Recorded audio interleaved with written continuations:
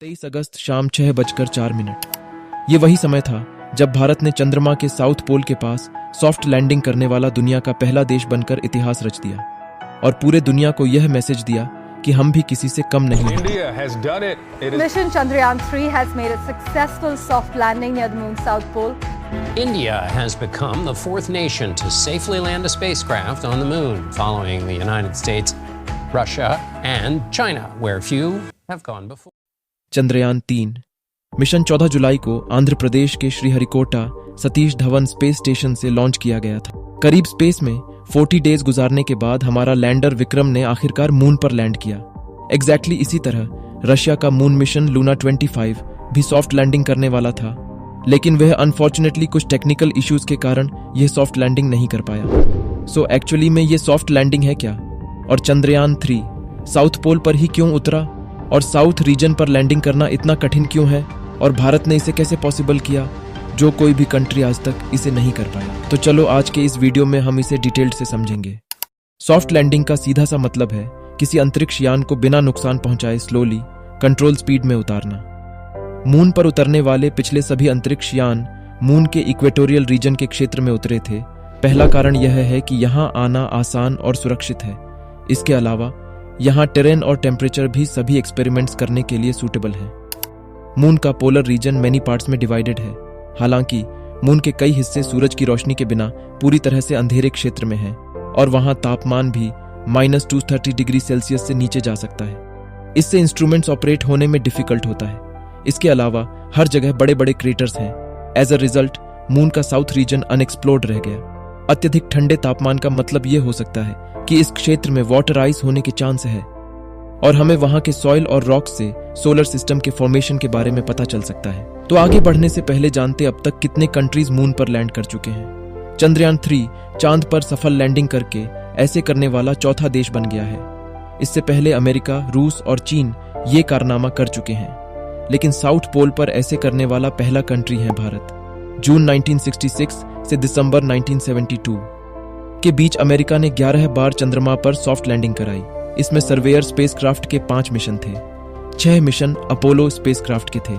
इसी के तहत नील आर्मस्ट्रॉन्ग ने चांद पर पहला कदम रखा था, जिनके बाद 24 अमेरिकी एस्ट्रोनॉट्स चांद पर गए। अमेरिका का पहला लैंडर चंद्रमा पर 20 मई 1966 में उतरा था। सोवियत नेशन के लैंडर के उतरने के 3 महीने बाद सोवियत नेशन ने फरवरी 1966 से अगस्त 1976 के बीच 8 सॉफ्ट लैंडिंग करवाई, जिसमें लूना 9, 13, 16, 17, 20, 21, 23, 24 शामिल हैं। रूस कभी भी चांद पर अपने अंतरिक्ष यात्रियों उतार नहीं पाया। 3 फरवरी 1966 में लूना 9 चांद पर उतरने वाला पहला मिशन था। लूना के 2 मिशन चंद्रमा की सतह से नमूने लेकर भी वापस आए, लेकिन कुछ दिनों पहले ही उनका मिशन लूना 25 फेल हुआ और चीन भी मून पर अपने 3 मिशन भेज चुकी है। चांद पर पिछले 7 दशकों में अब तक 111 मिशन भेजे गए हैं, जिनमें 66 सफल हुए, 41 फेल हुए। इससे पता चलता है कि मून पर सॉफ्ट लैंडिंग करना कितना डिफिकल्ट है, लेकिन हमारे इसरो तो इसे साउथ पोल पर लैंड करके ऐसा करने वाला पहला कंट्री बन गया है। लेकिन इसके पहले हमारा चंद्रयान 2 लैंडिंग में फेल हुआ था। तो चलो जानते हैं कि चंद्रयान 2 में लैंडिंग के टाइम क्या इशू आया था और इस बार चंद्रयान 3 में क्या बदलाव किए गए थे। चंद्रयान 2 ने भी 2019 में इस क्षेत्र में उतरने की योजना बनाई थी, लेकिन सॉफ्टवेयर इश्यूज के कारण थ्रस्टर्स में कुछ मलफंक्शन की वजह से यह सॉफ्ट लैंडिंग नहीं कर पाया और सतह से टकराने के बाद संपर्क टूट गया। चंद्रयान 2 में लैंडर, रोवर और ऑनरबिटर था, जबकि चंद्रयान 3 में ऑनरबिटर के बजाय प्रोपल्शन मॉड्यूल है। इस मिशन में चंद्रयान 2 के ऑर्बिटर को ही यूज किया गया।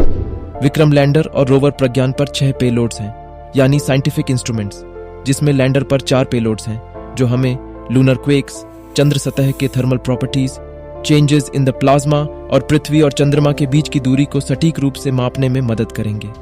रोवर पर 2 पेलोड्स हैं, जिन्हें चांद के सतह की केमिकल और मिनरल कंपोजिशन का स्टडी करने और मून के मिट्टी और चट्टानों में मैग्नीशियम, एल्यूमिनियम और आयरन जैसे तत्वों को डिटरमिन करने के लिए डिजाइन किया गया। चंद्रयान 3 के पैरों को यह सुनिश्चित करने के लिए मजबूत किया गया है कि यह 3 मीटर सेकंड की गति से भी उतरने और स्थिर होने में सक्षम होगा। इस बार लैंडिंग साइट की सीमा बढ़ाई गई थी। चंद्रयान 2 के लिए 500 metre into 500 metre landing area को चुना गया था, लेकिन अब 4 किलोमीटर इंटू 2.4 किलोमीटर के क्षेत्र में कहीं भी सुरक्षित रूप से उतरने के निर्देश दिए गए थे। इसके अलावा सॉफ्टवेयर को भी अपग्रेड किया गया था और काफी सेंसर्स को भी यूज किया गया। चंद्रयान 3 लैंडर में चंद्रयान 2 से अधिक ईंधन था। ऐसा यह कंफर्म करने के लिए किया गया था कि जरूरत पड़ने पर लैंडर अपनी लैंडिंग साइट में आखिरी मिनट में बदलाव करने में सक्षम हो। चंद्रयान 3 लैंडर में 4 साइड्स सोलर पैनल हैं, जो कि चंद्रयान 2 के में केवल 2 साइड्स ही सोलर पैनल थे, जिससे कम से कम 1 या 2 साइड्स हमेशा सूर्य की ओर रहेंगे और सक्रिय रहेंगे। 8 अगस्त को लैंडर को प्रोपल्शन मॉड्यूल से सेपरेट किया गया और चंद्रयान 2 के ऑर्बिटर को इस्तेमाल करके कम्युनिकेशन नेटवर्क फॉर्म किया, जिसके बाद लैंडर को मून पर लैंडिंग के लिए तैयार किया। इस प्रोसेस में थ्रस्टर्स को यूज करके न्यूटन्स थर्ड लॉ के इस्तेमाल से उसकी स्पीड को कम किया गया। इसे डिबूस्टिंग कहते हैं। इसके बाद लैंडर को 30 किलोमीटर की हाइट से उतारने का प्रोसेस शुरू हुआ, जो सबसे डिफिकल्ट प्रोसीजर था। सॉफ्ट लैंडिंग की प्रक्रिया के लास्ट फेज को इसरो के ऑफिकल्स 15 मिनट्स ऑफ टेरर कहते हैं। ऐसा इसलिए है क्योंकि इन आखिरी मिनटों में पूरी प्रक्रिया ऑटोनोमस हो जाती है। इस समय विक्रम लैंडर को अपने इंजनों को सही समय और ऊंचाई पर फायर करना होता है, सही मात्रा में ईंधन का उपयोग करना होता है और अंत में नीचे छूने से पहले किसी भी बाधा या पहाड़ी या क्रेटर के लिए मून की सतह को स्कैन करना होता है। यह पूरा काम लैंडर को अपने आप करना होता है, इसलिए यह प्रोसीजर लैंडिंग के लिए काफी इंपॉर्टेंट होता है। इस पूरे पावर डिसेंट प्रोसीजर को 4 फेजेस में डिवाइड किया गया: rough braking phase, attitude hold phase, fine braking phase और लास्टली टर्मिनल डिसेंट फेज। इन सभी फेजेस को हमें 15 मिनट में कंप्लीट करना था।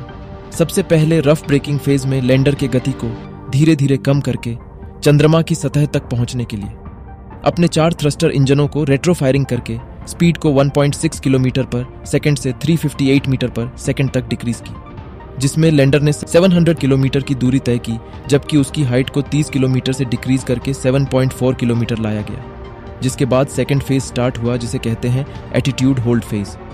इस बीच में विक्रम लैंडर की स्पीड को 358 मीटर पर सेकंड से 336 मीटर पर सेकंड लाया गया और जिसमें इसने 3.5 किलोमीटर का डिस्टेंस ट्रैवल किया और इसकी हाइट 7.4 किलोमीटर से डिक्रीज करके 6.8 किलोमीटर लाया गया। इसके बाद शुरू होता है फाइन ब्रेकिंग फेज। इसे सबसे महत्वपूर्ण फेज कहा जाता है। इस फेज में लैंडर को कंप्लीटली 90 डिग्रीज में टर्न करके लैंडिंग के लिए रेडी किया। इस फेज में लैंडर की हाइट मून के सरफेस से 150 मीटर से 8000 मीटर थी।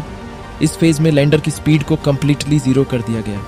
यह वही फेज था जिसमें पिछली बार चंद्रयान 2 ने रास्ता भटक गया था। इसके कंप्लीट होने के बाद लास्ट से टर्मिनल डिसेंट फेज स्टार्ट हुआ। लैंडिंग के टाइम जब विक्रम लैंडर मून से 150 मीटर्स हाइट में था, जब LHDS यानी lander hazard detection and avoidance camera landing के लिए साइट को चेक किया गया, बाद में लैंडर ने डॉपलर इफेक्ट की मदद से अपने स्पीड को कैलकुलेट करके कम किया। इस दौरान स्पीड को लगभग 1 मीटर पर सेकंड रखा गया और इसके बाद लैंडर विक्रम धीरे से चांद के सरफेस पर लैंड किया, जिसके बाद रोवर 24 अगस्त रात लगभग 12:30 बजे लैंडर से चंद्रमा की सतह पर लैंडर से बाहर निकाला। इसरो का लोगो और राष्ट्रीय प्रतीक को रोवर के पहियों पर बनाया गया है, ताकि जब यह चारों ओर घूमे तो अपनी फुटप्रिंट्स छोड़ सके। इसरो के अधिकारियों कहा कि रोवर चंद्रमा के सैंपल्स कलेक्ट करेगा और उन पर स्टडी करके डेटा लैंडर को भेजेगा।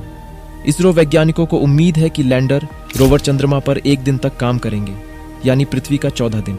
जहां तक प्रोपल्शन मॉड्यूल की बात है तो यह 4 से 5 सालों तक काम कर सकता है। संभव है कि ये तीनों इससे ज्यादा भी काम करें, क्योंकि इसरो के ज्यादातर सैटेलाइट्स उम्मीद से ज्यादा चलते हैं। तो इस तरह हमारे इसरो के साइंटिस्ट ने लॉन्चिंग से लेकर लैंडिंग तक सक्सेसफुली मिशन को अचीव किया और दुनिया के आगे यह साबित कर दिया कि हमारा भारत देश भी स्पेस फील्ड में किसी से कम नहीं है, और जो बड़े बड़े देश कई सालों से नहीं कर पाए वह हम कर दिखाएं, वह भी सबसे कम बजट में।